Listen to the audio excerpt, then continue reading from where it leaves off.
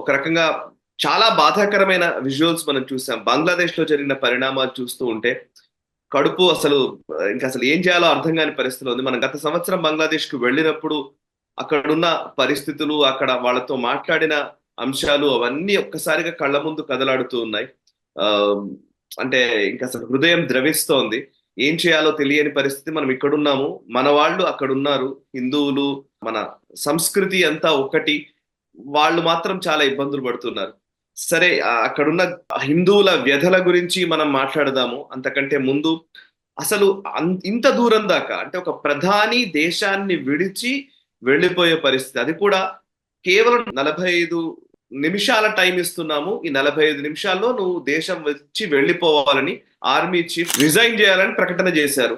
Immediately 45 నిమిషాలు కూడా కాదు, ఒక అరగంట 40 నిమిషాల లోపలనే ఆమె హెలికాప్టర్ తీసుకొని బయటకు వచ్చేసిన పరిస్థితి.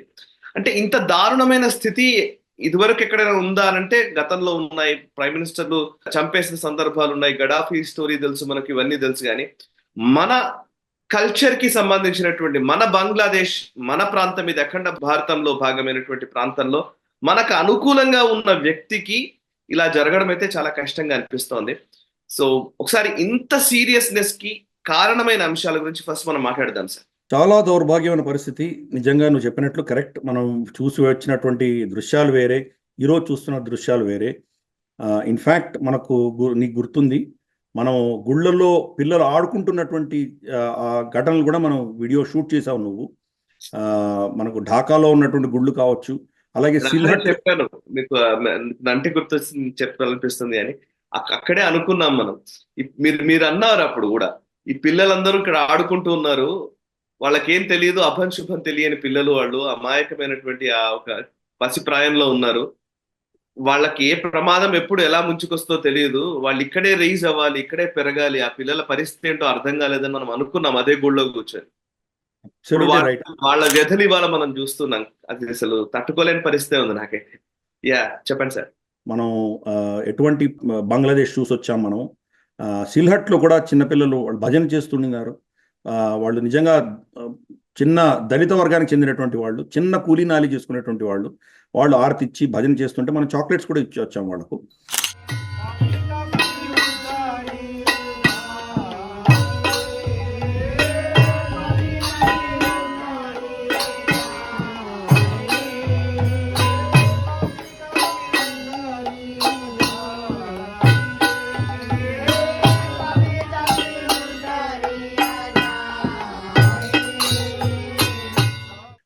కాబట్టి అటువంటి పరిస్థితి నుంచి ఈరోజు ఎంతో హృదయ విదారకంగా స్త్రీలని మానభంగం చేసి, వాళ్ళని లింక్ చేసి చంపి, కుటుంబాన్ని, తల్లిని కూతురిని రేప్ చేసి చంపిన తర్వాత తండ్రి నీళ్లలో దుంకితే అక్కడ రాళ్లు పెట్టి కొట్టి చంపినటువంటి దృశ్యాలు కావచ్చు, మొత్తం కుటుంబాన్ని ఊరేసి చంపినటువంటి దృశ్యాలు కావచ్చు, చాలా హృదయ విదారకమైనటువంటి దృశ్యాలు మనం చూస్తే కనుక నిజంగా కడుపు తరిక్కిపోతున్నది మనకు.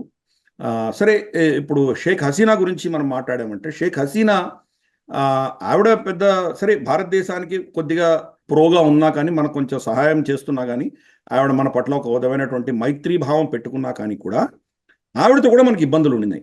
హిందువులు అప్పుడు కూడా అంత సురక్షితంగా లేరు.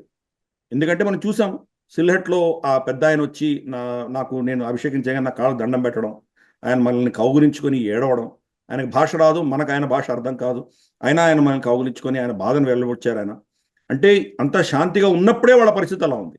మరి ఈరోజు పరిస్థితి ఎలా ఉందో మనం అర్థం చేసుకోవచ్చు అక్కడ. కాబట్టి అవామీ లీగ్ ఉన్నా కానీ కూడా, షేక్ హసీనా ఉన్నా కానీ కూడా హిందువులు సురక్షితంగా లేరు అప్పుడు కూడా. అయినా ఆవిడ పాలిటిక్స్ చేసుకుంది. ఖలీదా జియా కానీ, లేదా మనకు జమాతే ఇస్లామీ కానీ, ఇటువంటి పార్టీలకు భిన్నంగా చూస్తే బహుశా వాళ్ళందరికీ చూస్తే కొద్దిగా మెరుగ్గానే ఆవిడ పనిచేసింది. కాబట్టి ఒక విధమైనటువంటి శాంతి వాతావరణం ఉండింది అక్కడ. అయినా అప్పుడు కూడా హిందువులు సురక్షితంగా లేరు. అటువంటి పరిస్థితి నుంచి ఈరోజు ఇంకెంత అధపాతాళంలోకి వెళ్ళిపోయిందో మనం చూసాం. మనం ఆవిడ చేసిన తప్పిదాలు ఏంటంటే, ఆవిడకు కరోనా టైంలో చాలా భయంకరంగా దెబ్బతినింది బంగ్లాదేశ్. కరోనా కంటే ముందర మనకు వీళ్ళందరూ కేసీఆర్తో సహా, మనకు రాహుల్ గాంధీతో సహా బంగ్లాదేశ్ భారతదేశం కంటే ముందు దూసుకు వెళ్ళిపోతుందని ఇటువంటి డైలాగులన్నీ కొట్టారు కదా అప్పుడు. అంటే వాళ్ళ పర్ క్యాపిటల్ ఇన్కమ్ ఏదైతే ఉన్నదో, భారతదేశం పర్ క్యాపిటల్ ఇన్కమ్ అంటే ఎక్కువ ఉంది అని చెప్పి వాళ్ళు అప్పుడు చెప్పడము. అలాగే ఈ పనికిమాలిన ఇండెక్స్లు తీసుకొస్తారు కదా అమెరికన్స్ దేశాన్ని కంట్రోల్ చేయడానికి, దాంట్లో మనకి హ్యాపీనెస్ ఇండెక్స్లో బంగ్లాదేశ్ మనకంటే ఎక్కువ చూపించారు. ఆ రోజు ఆ పరిస్థితి, ఈ రోజు ఈ పరిస్థితి ఎందుకు వచ్చింది?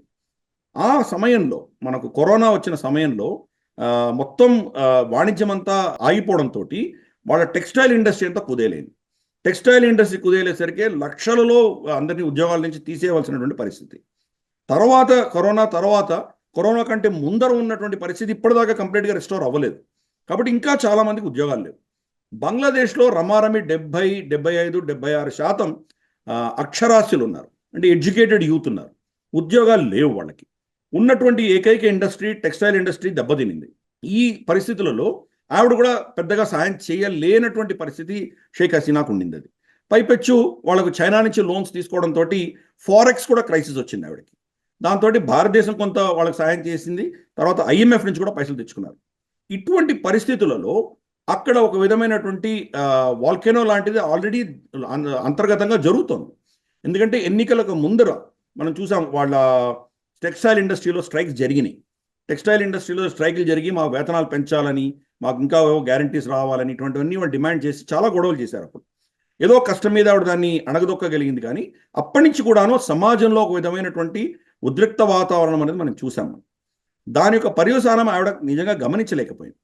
గత నెల క్రితం ఎవరైతే ఇప్పుడు ఉన్నటువంటి ఆర్మీ చీఫ్ జమాన్ అన్నటువంటి ఆయనని నియమించడంతో భారతదేశం అప్పుడు వార్నింగ్ ఇచ్చాము ఆవిడకి. ఈయన కొంత చైనాకు సమర్థించేటువంటి వ్యక్తి, అలాగే ఆర్మీలో చాలామంది రాడికల్ ఎలిమెంట్స్ కూడా చేరారు అని చెప్పి మనం వార్నింగ్ ఇచ్చాం. అయినా ఆవిడ బేఖాతరు చేసింది దాన్ని. ఈరోజు ఉన్నటువంటి ఆర్మీ చీఫ్ ఆవిడ స్వయాన కజిన్ సిస్టర్ యొక్క భర్త. కాబట్టి మా కుటుంబంలో చెందినటువంటి వాడే, ఆయన ఏమి చెయ్యరు అన్నటువంటి ధీమా వ్యక్తం చేసింది ఆవిడ. 1974లో కూడా షేక్ ముజిబుర్ రెహమాన్కి ఇదే చెప్పాం మనం. RN కావ్ రాయ్ చీఫ్ అధినేత ఆయన స్వయాన వెళ్ళి, అలాగే తర్వాత కూడా ఎవరినో పంపించి షేక్ ముజిబుర్ రెహమాన్కి స్పష్టంగా చెప్పడం జరిగింది, నీ మీద హత్యాయత్నం జరగబోతున్నది, కాపాడుకో నువ్వు అని చెప్పి మనం క్లియర్ కట్గా సిగ్నల్ ఇచ్చినా కానీ కూడా వీళ్ళందరూ నా పిల్లల లాంటి వాళ్ళు, నన్ను ఏం చేయరు అన్న ధీమాతో ఆయన వెళ్ళారు. ఏమైందో మనం చూసాం. మనం తండ్రికి జరిగినటువంటి తప్పిదమే కూతురు కూడా చేసింది. అక్కడ కనీసం మనం అక్కడ వెళ్ళి కాపాడలేకపోయాం. ఈవిడని కనీసం మనం సురక్షితంగా తీసుకురాగలిగాం. ఆవిడ ఎప్పుడైతే బంగ్లాదేశ్ ఎయిర్ స్పేస్లో హెలికాప్టర్లో ఎగిరి రాగలిగిందో ఇమ్మీడియట్గా మనము రఫైల్స్ తోటి ఆవిడ కంప్లీట్ రక్షణ ఇచ్చాం. మనం మళ్ళీ అక్కడి నుంచి ఎవరైనా ఆర్మీ కానీ వాళ్ళ ఎయిర్ ఫోర్స్ కానీ ఆవిడ మీద మిజైల్ వేసి చంపేటువంటి ప్రయత్నం చేస్తారేమో, ఇటువంటి భయాలు ఉన్నాయి. కాబట్టి వాటికి ఒక సెక్యూరిటీ కవర్ ఇచ్చి ఆవిడని ఢిల్లీ దగ్గర ఉన్నటువంటి హిండాన్ ఎయిర్ బేస్లో ఆవిడని దించి ఎక్కడో సురక్షితంగా ఉంచాము ఆవిడని. అంటే ఇందాక నువ్వు చెప్పినట్టు కట్టుబట్టలతో వచ్చింది ఆవిడ. పాపం ఏమీ లేదు. ఇక్కడ వచ్చాక మనమే ఆవిడకి బట్టలు ఇచ్చేటువంటి పరిస్థితి. ఇప్పుడు ఆవిడ ఎక్కడికి వెళ్ళాలో అర్థం కావట్లేదు. కాబట్టి ఆవిడని తీసేసినటువంటి పరిస్థితి అని అన్నారు. యూకే అంగీకరించట్లేదు అని మనకు తెలుస్తోంది. కరెక్టేనా ఇది? అసలు ఎక్కడికి వెళ్ళాలనుకుంటోంది, ఇప్పుడు ఇక్కడే ఎన్ని రోజులు ఉంటుంది, వీటిల్లో ఏమైనా క్లారిటీ ఉందా సార్? ప్రస్తుతానికి ఇంకా క్లారిటీ లేదు. ఎందుకంటే ఇప్పుడు జరిగి 3-4 రోజులే అయింది కాబట్టి ఇంకా ఆవిడ షాక్ నుంచి బయటకు వచ్చినట్లేదు. ఆవిడ ప్రయత్నాలు ఆవిడ చేస్తున్నది. కాబట్టి ఆవిడకి ఇమ్మీడియట్గా మిత్రుడు ఎవడన్నా ఉన్నట్టు భారతదేశమే. గతంలో కూడా ఆ కుటుంబం అంతా చనిపోయినప్పుడు ఆవిడ ఇక్కడ మన దగ్గర 4-5 సంవత్సరాలు శరణార్థిగా ఈ దేశంలో ఉన్నది. ఇందిరాగాంధీ గారు ఆవిడని పర్మిట్ చేశారు. అప్పుడు తర్వాత అక్కడ ఉన్నటువంటి సైనిక ప్రభుత్వం దిగిపోయిన తర్వాత ఆవిడ మళ్ళీ వెళ్ళి అక్కడ ప్రధాని అయినటువంటి విషయాలు మనకు తెలుసు. కాబట్టి ఇప్పుడు కూడా ఆవిడకి మనం ఒక విధమైనటువంటి శరణ్ ఇచ్చాం మనం. కానీ మనకున్న ఇబ్బంది ఏంటంటే ఆవిడకి కనుక అజైలం ఇచ్చామంటే అక్కడ ఉన్నటువంటి హిందువులు కావచ్చు, లేదా అక్కడ ఉన్నటువంటి భారతదేశానికి సంబంధించినటువంటి మన వ్యాపారస్తులు, విద్యార్థులు, ఇక్కడి నుంచి వెళ్ళినటువంటి వాళ్ళందరూ కూడాను ఒక విధమైనటువంటి రిస్క్లో పడేటువంటి ప్రమాదం ఉన్నది. ఎందుకంటే భారత వ్యతిరేకమైనటువంటి ఒక భావజాలం అక్కడ విపరీతంగా ఉధృతంగా మనం చూసాం. అక్కడ ఆఖరికి భారతదేశం డొనేట్ చేసినటువంటి అంబులెన్సుల మీద అటాక్ చేశారు. దెబ్బలు తగిలిన వాళ్ళని తీసుకువెళ్తుంటే అంబులెన్సుల మీద దాడులు చేశారు. ఇందిరాగాంధీ సెంటర్ మీద దాడులు చేశారు. ముజిబుర్ రెహమాన్ విగ్రహాలు ధ్వంసం చేశారు. ఒక విధమైనటువంటి భారత వ్యతిరేక భావజాలం అనేది విపరీతంగా ఆ దేశంలో ఉండడంతో నిజంగా మనం కనుక ఆవిడని ఇక్కడ పర్మనెంట్గా అజైలం ఇచ్చామంటే బహుశా వీళ్ళందరూ కూడా అక్కడ ఉన్నటువంటి బంగ్లాదేశీ హిందువులు కావచ్చు, లేదా భారతదేశం నుంచి వెళ్ళి అక్కడ పనిచేస్తున్నటువంటి వాళ్ళు కూడా కావచ్చు, వీళ్ళందరూ కూడాను ఒక విధమైన రిస్క్లో వచ్చేటువంటి ప్రమాదం ఉంది. కాబట్టి ప్రస్తుతానికి భారతదేశం ఆవిడకి అజైలం ఇవ్వదు. కానీ ఆవిడ ఎక్కడికి వెళ్ళాలి అర్థం కావట్లేదు. ఇది వెస్టర్న్ దేశాల యొక్క హిపోక్రసీ మనం స్పష్టంగా అర్థం చేసుకోవచ్చు. సరే, అమెరికా ఆవిడ వీసాని రివోక్ చేసింది, తీసేసింది ఆవిడ వీసా. దానికి ఒక ఏదో లాజిక్ ఇచ్చారు. ఆవిడ అంతవరకు ప్రధాని కాబట్టి ఒక డిప్లొమాటిక్ వీసా ఆవిడకి ఇచ్చాము, ఇప్పుడు ప్రధాని కాదు కాబట్టి ఆ వీసాని తీసేసాము అని చెప్పడం జరిగింది. అంటే మళ్ళీ ఆవిడ కనుక ఇప్పుడు వీసాకి అప్లై చేసుకుంటే మళ్ళీ వీసా ఇస్తారా, ఇదో పెద్ద ప్రశ్న. రెండవది యూకే కూడా ఆ అజైలం ఇంకా అడగలేదు, బహుశా ప్రయత్నం చేసినట్టుంది ఆవిడ, నాకేమైనా ఇస్తారని అడిగినట్టుంది. వాళ్ళేమో సుముఖంగా లేరు అని మనకు అర్థమవుతుంది. ఎందుకు? ఇప్పుడున్నటువంటి ప్రధాని కేర్ స్టార్మర్ ఎవరైతే ఉన్నారో అతను ముస్లిం ఓటు బ్యాంక్ చాలా గణనీయంగా అతనికి రావడంతో అక్కడ ఉన్నటువంటి పాకిస్తానీ గ్యాంగ్స్ కావచ్చు, లేదా బంగ్లాదేశ్ డయాస్పోరా కావచ్చు, వీళ్ళందరూ కూడాను లేబర్ పార్టీని సపోర్ట్ చేయడం వల్ల అతనికి బలం వచ్చింది. కాబట్టి వీళ్ళందరికీ కూడాను షేక్ హసీనా అనేది ఒక శత్రువులా చూస్తారు. వాళ్ళు పాకిస్తానీలకైతే ఎలాగో శత్రువుగా చూస్తారు, ఎందుకంటే ఆవిడ భారతదేశంలో మైత్రి ఉంది కాబట్టి. అక్కడ ఉన్నటువంటి బంగ్లాదేశ్ డయాస్పోరా కూడా కంప్లీట్గా రాడికలైజ్ అయిపోయి ఈ పాలెస్టైన్ గొడవల్లో వాళ్ళందరూ కూడాను ఒక విధమైనటువంటి ఆవిడకు వ్యతిరేకత అన్నది అక్కడ ఉన్నది. సెక్యులరిజం, అలాగే హిందువులను సమర్థిస్తున్న వాళ్ళందరి పట్ల వ్యతిరేకత అన్నది అక్కడ ఉన్నది. పైపెచ్చు అమెరికా ఏం చెప్తే అది యూకే వింటుంది కాబట్టి బహుశా వీళ్ళందరూ కలిసి దాన్ని ఆవిడకు అజైలం ఇవ్వకుండా ఇచ్చేటువంటి పరిస్థితి ఈరోజు మనం చూస్తున్నాం. గతంలో అదే యూకే చూస్తే మనకు బెనజీర్ భుట్టో కానీ నవాజ్ షరీఫ్ కానీ వాళ్ళ దేశం నుంచి వాళ్ళని విస్థాపితులు చేస్తే వాళ్ళకి శరణిచ్చారు. మరి ఈరోజు మరి షేక్ హసీనాకి ఎందుకు ఇవ్వట్లేదు వాళ్ళు? అంటే వాళ్ళు ఎంత హిపోక్రాట్స్ అర్థం చేసుకోవచ్చు. కంప్లీట్గా వాళ్ళ అసెట్స్ అయినటువంటి పాకిస్తానో ఖలిస్తానీ ఉగ్రమూకలను వీళ్ళకి అజైలం ఇస్తున్నారు వాళ్ళు. ఈ జెనోసైడ్ చేసినటువంటి బంగ్లాదేశ్లో కూడా షేక్ ముజిబుర్ రెహమాన్ కాలంలో లేదా 71లో పాకిస్తాన్కు ఒత్తాసు పలుకుతూ సొంత ప్రజల్ని ఊచకోత కోసి రేపులు చేసినటువంటి నరహంతకులని ఈరోజు కెనడియన్ సిటిజన్షిప్ ఇచ్చారు వాళ్ళకు. కెనడాలో వాళ్ళు తలదాచుకున్నారు. ఎన్నోసార్లు బంగ్లాదేశ్ ప్రభుత్వం వాళ్ళని ఎక్స్ట్రాడేట్ చేయమని అడిగితే బేఖాతరు చేశారు. కానీ ఒక జెన్యున్గా 15 సంవత్సరాల పైబడి ప్రధానిగా ఉన్నటువంటి వ్యక్తి, డెమోక్రసీని నిలబెట్టినటువంటి వ్యక్తి, ఆవిడని మీరు దూరం చేసుకుంటున్నారు. వీళ్ళ చరిత్రలో అంతా కూడాను డెమోక్రసీ అని వీళ్ళు అంటారే కానీ ఇది తూతూ మంత్రంగానే వీళ్ళు చేస్తారు. మైనారిటీ రైట్స్ గురించి మాట్లాడతారు. నిజానికి మైనారిటీస్ రైట్స్, మైనారిటీలను ప్రొటెక్ట్ చేయాలి అని చెప్తూ ఉంటారు. సో మరి బంగ్లాదేశ్ లో ఉన్న మైనారిటీల పరిస్థితి ఏంటి? వాళ్ళని ప్రొటెక్ట్ చేసిన వ్యక్తికి ఇదా ఇచ్చే గౌరవం? అంటే వాళ్ళ మైనారిటీ పరిభాష క్రిస్టియన్స్ మాత్రమే. క్రిస్టియన్స్ కాకుండా ఎవరైనా ఉంటే వాళ్ళని పట్టించుకోరు. ఫర్ ఇన్స్టెన్స్ పాకిస్తాన్లో క్రిస్టియన్స్ మీద జరిగిన దాడుల గురించి వీళ్ళు స్పందించారు. రోజు హిందువుల పట్ల, హిందూ పిల్లల్ని, ఆడపిల్లల్ని ఎత్తుకుపోతున్న దాని గురించి వీళ్ళు ఏం స్పందించారు. కాబట్టి వాళ్ళలో ఉన్నటువంటి డీప్ రూటెడ్ హిందూ హేట్రెడ్ అంటామా, హిందూ ఫోబియా అందామా, అది స్పష్టంగా కనిపిస్తుంది మనకు. హిందువులు ఎన్ని లక్షలు చనిపోయినా వాళ్ళకి ఏమీ పట్టదు వాళ్ళకి. కానీ మణిపూర్లో ఒక క్రిస్టియన్ చచ్చిపోతే మాత్రం తప్పకుండా వీళ్ళు స్పందిస్తారు. వీళ్ళ కంప్లీట్ హిపోక్రసీ అనేది ఈరోజు ఎక్స్పోజ్ అయింది వీళ్ళది. సో ఎనీవే, ఆవిడ పాపం ఎటు వెళ్ళలేనటువంటి పరిస్థితి. మరి యుఏఈ వాళ్ళకు ఆవిడకి శరణిస్తుందా, సౌదీ అరేబియా శరణిస్తుందా, ఇవన్నీ కూడా ప్రశ్నలు ఆవిడకి. కాబట్టి ఇంకా కొంతకాలం పట్టవచ్చు అని చెప్పి జయశంకర్ గారు చెప్పారు. చూద్దాం మరి అల్టిమేట్గా ఏమవుతుందో, ఆవిడ మరి ఎక్కడికి వెళ్తుందో చూద్దాం. అన్ఫార్చునేట్గా బంగ్లాదేశ్లో ఇలా పీడించబడ్డటువంటి వ్యక్తులు భారతదేశానికి వస్తే భారతదేశంలో వాళ్ళకి మనం శరణ్ ఇవ్వలేనటువంటి పరిస్థితి గతంలో కూడా చూసాం. తస్లీమా నస్రీన్ ఆవిడ ఎంతో కాలంగా మన భారతదేశంలో భారత పౌరసత్వం కావాలని కోరుతోంది, మనం ఇవ్వలేదు ఆవిడకి. కొంతకాలం కొంత లాంగ్ రెసిడెన్సీ వీసాలు ఇచ్చాం, కానీ ఇప్పుడు అది కూడా రివోక్ చేయడంతో ఆవిడ ఎక్కడో స్కాండినేవియన్ కంట్రీస్లో ఉండవలసినటువంటి దౌర్భాగ్య పరిస్థితి పట్టింది. సో భారతదేశం కూడా ఎందుకంటే దాని తర్వాత మనం వాళ్ళకి ఏమైనా శరణిస్తే బంగ్లాదేశ్లో మనకు వ్యతిరేకత ఇంకా పెరిగేటువంటి ప్రమాదం ఉంది కాబట్టి మనం కూడా ఆచితూచి వ్యవహరిస్తున్నాం. సో మనకు ఒక విధమైనటువంటి ఒక చాలా ట్రిక్కీ సిచ్యువేషన్లో భారతదేశం కూడా ఉన్నది. ఏంటంటే ఇది మొత్తం ఆ దేశం అంతా కూడాను గతంలో ఉన్నటువంటి పరిస్థితి, ఎప్పుడైతే పాకిస్తాన్ ఉన్నప్పుడు ఏ పరిస్థితి ఉన్నదో, ఈ తబ్లీగీ జమాత్, తర్వాత జమాతే ఇస్లాం, ఇటువంటి వాళ్ళు కంప్లీట్ అల్ట్రా ఆర్థడాక్స్ ముస్లిమ్స్ చేతిలోకి వెళ్ళిపోయేటువంటి ప్రమాదం ఉన్నది ఈరోజు. ఖలీదా జియా కూడా భారతదేశానికి వ్యతిరేకంగా ఆవిడ స్టేట్మెంట్ ఇచ్చింది. అలాగే మనం చూస్తే కనుక జమాతే ఇస్లామీ ఎలాగో వాళ్ళు మనకు వ్యతిరేకంగానే మాట్లాడుతున్నారు, పాకిస్తాన్ ప్రోగా మాట్లాడుతున్నారు. కాబట్టి ఇంకొక ఈస్ట్ పాకిస్తాన్, గతంలో దాని పేరు ఈస్ట్ పాకిస్తానే, ఈరోజు బంగ్లాదేశ్ అయినా కానీ ఇది ఇంకో ఈస్ట్ పాకిస్తాన్ తయారైందా అన్నటువంటి పరిస్థితులు ఈరోజు మనం అక్కడ చూస్తున్నాం.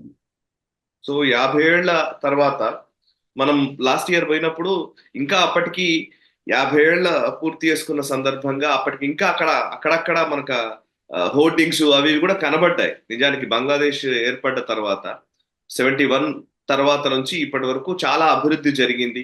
ఒక రకంగా చెప్పాలంటే ఈవెన్ షేక్ హసీనా కుమారుడు జాయ్ ఆయన చెప్పిన మాటలైతే అసలు అంతకుముందు ఫెయిలింగ్ స్టేట్ గా చూశారు బంగ్లాదేశ్ ని, ఇప్పుడు అభివృద్ధి చెందిన దేశంగా, ఏషియాలో అభివృద్ధి చెందుతున్నటువంటి సూపర్ శక్తిగా, ఒక లయన్ గా మారుతోంది బంగ్లాదేశ్ అని ఆయన చెప్తూ ఉన్నారు. నిజానికి జీడిపి కావచ్చు, అక్కడ టెక్స్టైల్ ఇండస్ట్రీస్ కావచ్చు, లేకపోతే ఇన్ఫ్రాస్ట్రక్చర్ డెవలప్మెంట్ లో అంతో ఇంతో మరీ చెప్పాలంటే మిగతా దేశాలతో పాకిస్తాన్ తో పోల్చుకుంటే అసలు అద్భుతంగానే ప్రగతి సాధించినట్టుగా మనం చెప్పాలి బంగ్లాదేశ్ ని. యా, అక్కడ చాలా ఇష్యూస్ ఉన్నాయి, అక్కడ చాలా ఇంకా చాలా దారుణమైన స్థితిగతులు ఉన్నాయి, మనం వెళ్ళినప్పుడు చూసాము, అదంతా ఫైన్. బట్ ఎస్, మిగతా దేశాలతో పోల్చుకుంటే కొంచెం గ్రో అవుతోంది బాగానే. షేక్ హసీనా వల్లే అదంతా జరిగింది, అదంతా సాధ్యం అవుతోంది అని ఆయన చెప్తున్నారు. నిజానికి షేక్ హసీనా రోల్ ఏంటి సార్? ఆమె ఈవెన్ హెలికాప్టర్ లో వస్తున్నప్పుడు ఒక వీడియో తీసిన, అది కూడా ఒక విజువల్ కూడా బాగా ట్విట్టర్ లో వీటిలో తిరుగుతోంది. అదేంటంటే ఆమె ఆ పద్మా రివర్ పైన బ్రిడ్జ్ నిర్మాణానికి సంబంధించినటువంటి విజువల్ ఏదో ఆమె షూట్ చేస్తూ ఉన్నది అని చెప్పేసి తీశారు. అది అది నిజానికి ఆమె రిటర్న్ వచ్చేటప్పుడు తీసిందేనా, అంతకుముందు తీసిందా, అది వేరే విషయం. కానీ బట్ ఎస్, ఆమె చాలా ఇన్ఫ్రాస్ట్రక్చర్ కి సంబంధించి కొంత పనిచేసింది. ఒకసారి మీరు అక్కడున్న growth factors and Sheikh Hasina role గురించి చెప్తారా? అంటే మనకు అక్కడ ఒక విధమైనటువంటి పొలిటికల్ స్టెబిలిటీ ఆవిడ ఇచ్చింది. 15 సంవత్సరాలు ఆవిడ స్టెబిలిటీ ఇవ్వడంతో కొంత ఎకానమీని స్టెబిలైజ్ చేసుకోగలిగింది. అలాగే భారతదేశంతో శత్రుత్వం లేదు కాబట్టి డిఫెన్స్ మీద ఖర్చు పెట్టడం తక్కువ చేయడంతో ఆవిడకి అదనంగా ఆ బడ్జెట్ ఉండడంతో ఆ దేశాన్ని అభివృద్ధి చేసే దిశగా ఆవిడ పనిచేయగలిగింది. ఇన్ఫ్రాస్ట్రక్చర్ పెంచుకోగలిగింది. అలాగే మనకు అక్కడ ఎలక్ట్రిసిటీ పవర్ జనరేషన్ బాగానే పెంచుకోగలిగింది ఆవిడ. మనం in fact Bangladesh state electricity board chairman కూడా కలిసాం మనము, ఢాకాలో కలిసాం ఆయన్ని. కాబట్టి వీటి మీద ఫోకస్ పెట్టగలిగింది. ఆవిడ ఏం చేసిందంటే, ఆయనతో నేను మెసేజ్ చేస్తాను, అసలు మాట్లాడట్లేదు, వాళ్ళు రెస్పాండ్ అవ్వడానికి భయపడిపోతూ ఉన్న పరిస్థితి కూడా ఉంది. మనకు హిందూ అతను కలిశాడు కదా, ఓకే, వాటి గురించి మాట్లాడు తర్వాత. కరెక్ట్, ఆయన హిందూ సంస్థలో ఆయన సెక్రటరీగా ఉన్నారు ఆయన. ఎనీవే, వాళ్ళకు ప్రాణానికి ముప్పు ఉంది కాబట్టి వాళ్ళు ఎవరు రెస్పాండ్ చేయట్లేదు, వాళ్ళని మానిటర్ చేస్తున్నారన్న భయం వాళ్ళకు ఉన్నది. ఎనీవే, మనకు భారతదేశం నుంచి ఎంత తీసుకోగలరో అంత తీసుకుంది ఆవిడ. అలాగే చైనా దగ్గర నుంచి కూడా ఆవిడ చాలా గణనీయంగా ధనం తీసుకుంది ఆవిడ. అమెరికా నుంచి తీసుకుంది, అన్ని దేశాల నుంచి తీసుకొని అందరితో ఈక్వి డిస్టెన్స్ పెట్టుకుని ఆ దేశాన్ని అభివృద్ధి చేయాలని ఆవిడ ప్రయత్నం చేసింది. కానీ మనకు చరిత్ర ఏం చెప్పింది? చరిత్రలో చూస్తే కనుక అభివృద్ధికి ఎటువంటి లాభము లేదు. అభివృద్ధి చేసినటువంటి ఎంతో మంది నేతలు ఎలక్షన్స్లో ఓడిపోవడము లేదా ఇతరత్ర కారణాల వల్ల వాళ్ళు దిగిపోవడం అనేటువంటివి మనం చూసాం. మనం అభివృద్ధి ఒకటే వీళ్ళని కాపాడుతుంది అనుకోవడం చాలా తప్పు. మనం ఈ జిహాదీ మానసికత ఉన్న ప్రతి ప్రాంతంలో ఉన్న ప్రతి దగ్గర కూడాను డెవలప్మెంట్ని బేఖాతరు చేసి ఇస్లామే వాళ్ళకి చాలా ముఖ్యం అని వాళ్ళు ముందుకు తీసుకువెళ్ళేటువంటి ప్రయత్నం వాళ్ళు చేస్తారు. ఎందుకు? ఈరోజు యూకేలో చూస్తున్నాం ఏమవుతుందో పరిస్థితి, అలాగే మనకు ఫ్రాన్స్లో చూస్తున్నాం, అలాగే జర్మనీలో చూస్తున్నాం. ఎక్కడ చూసినా అంత అభివృద్ధి చెందినటువంటి దేశాలలో మరి వాళ్ళకు ఉద్యోగాలు రావాలి, వాళ్ళు చాలా ఉన్నతమైన పరిస్థితుల్లో ఉండాలి. ఏ దేశాల నుంచి వచ్చారో ఆ దేశాలతో పోల్చి చూస్తే వాళ్ళకు ఒక విధమైనటువంటి శాంతియుతమైన బాగా అద్భుతమైనటువంటి జీవితం గడపగలిగినటువంటి దేశాల్లో కూడా పోయి వీళ్ళు మళ్ళీ అక్కడ కూడా షరియా ఫర్ యూకే, షరియా ఫర్ జర్మనీ అనడం, ఇక్కడ మళ్ళీ మేము ఇస్లామే రాజ్యం ఏలాలని, యోధులు జ్యూస్ నందరినీ మేము చంపేస్తామనడం. అంటే ఎక్కడికి వెళ్ళినా వీళ్ళ భావజాలంలో మార్పు లేదు. ఇది మనం అర్థం చేసుకోవాలి. కాబట్టి షేక్ హసీనా, నేను వీళ్ళకి ఇంత డెవలప్మెంట్ తెచ్చానే, ఇన్ని రోడ్లు వేశాను, బ్రిడ్జులు కట్టాను, ఇంత వీళ్ళకు అభివృద్ధి తీసుకొచ్చాను నేను, కాబట్టి నన్ను సమర్థిస్తారు అనుకోవడంలో పొరపాటు జరిగింది. కాబట్టి ఎవరిని ఎలా కంట్రోల్ చేయాలో ఎలా పెట్టాలో అలా ఉంచవలసింది. భారతదేశం ఇచ్చినటువంటి ఇంటెలిజెన్స్ ఆవిడ కనుక ముందస్తుగానే దాన్ని గౌరవించుంటే బహుశా ఈ పరిస్థితి వచ్చి ఉండకపోయిండొచ్చేమో. ఇదే పరిస్థితి షేక్ ముజిబుర్ రెహమాన్కి వచ్చింది కదా. మరి ఆ దేశానికి స్వతంత్రం ఇచ్చినటువంటి వ్యక్తినే వాళ్ళు వదలలేదే, ఆ వ్యక్తినే చంపేశారే వాళ్ళు. ఇంకా మరి షేక్ హసీనా అని వాళ్ళు ఇంతకాలం ఊరుకోవడమే చాలా గొప్ప విషయం. అది రాబోయే రోజులలో ఇది ఎటు వెళ్తుందో చూసిన తర్వాత కానీ మనం నిజంగా నిర్ధారించి చెప్పలేం. ఇది ఏదో 2-3 రోజుల్లోనో వారం రోజుల్లో జరిగినటువంటి ఒక ఆవేశపూరితమైనటువంటి ఘటన, లేకపోతే దీర్ఘకాలీనంగా ఆ సమాజంలోనే ఒక పెద్ద మార్పు రాబోతోందా? ఫర్ ఇన్స్టెన్స్ ఇరాన్లో కూడా ఇటువంటిదే జరిగింది. షా ఆఫ్ ఇరాన్ కూడా ఆయన ఉన్నట్టుండి పారిపోవాల్సి వచ్చినటువంటి పరిస్థితి ఆ దేశంలో. ఆయన పారిపోగానే ఖొమేనీ ఆ ఊర్లో దిగడం, తెహరాన్లో దిగిన తర్వాత దానికంటే ముందర ఉన్నటువంటి ఇరాను, ఇప్పుడున్నటువంటి ఇరాన్ చూస్తున్నాము. అక్కడ ఒక లిబరల్ సొసైటీ ఉండేది. స్త్రీలందరూ కూడా వెస్ట్రన్ డ్రెస్సులు వేసుకుని తిరిగేవాళ్ళు, యూనివర్సిటీలో చదువుకునేవాళ్ళు. చాలా ఒక విధమైన మోడర్న్ దేశంగా ఆయన తయారు చేశారు షా ఆఫ్ ఇరాన్. ఖమేనీ వచ్చిన తర్వాత వాళ్ళకందరికీ బూర్ఖాలు వేసి ఈరోజు బూర్ఖా లేనటువంటి స్త్రీలని వాళ్ళు ఉరి తీస్తున్నారు. అంటే సమాజంలో ఎక్కడి నుంచి ఎక్కడికి వెళ్ళిందో చూసాం మనం. మరి బంగ్లాదేశ్ కూడా అదే పరిస్థితిలో అదే పంథాలో వెళుతుందా? అక్కడ ఉన్నటువంటి కనీసం కొద్దో గొప్ప లిబరలిజం అన్నది మొత్తం నాశనం అయిపోయి అక్కడ కూడా ప్రజలు కంప్లీట్గా ఛాందసవాదంలోకి వెళ్తారా? అది కూడా ఒక తాలిబాన్ దేశంలాగానో ఒక ఉగ్రవాద దేశంగానో తయారవుతుందా?